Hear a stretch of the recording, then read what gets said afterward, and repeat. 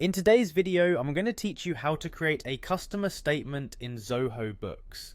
This is an essential task for keeping track of your financial interactions with customers and providing them with a comprehensive overview of their purchases and payments. Let's walk through the process together, and by the end you'll be able to do it with ease. First, let's start by heading over to the Zoho Books website. Open up your preferred web browser and type in the URL zoho.com/books, which will lead you to the Zoho Books homepage. Once you're there, you'll notice various options, but for today we're going to focus on signing in first. To do this, locate and click on the Sign In button, usually found at the top right corner of the page.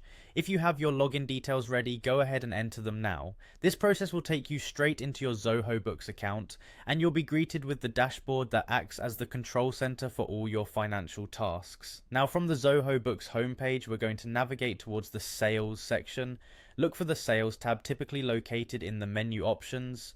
Clicking on this will bring down a menu where you can access your various sales related activities. That's where we're heading next. Once you're in the sales section, find and select customers. This is where all your customer interactions are stored and managed. The customer page lists all your current clients, and it's from here that you will select the specific customer for whom you need to generate a statement. After choosing the appropriate customer, the next step is to click on Statement. You will usually find this option as a button or a tab under the selected customer's profile. Clicking Statement will either prompt the system to generate a new statement or show you an existing one ready for reviewing. Generating a customer statement helps in maintaining transparency between you and your clients, as it provides a detailed report of all their transactions with your business, like invoices and payments made over a certain period.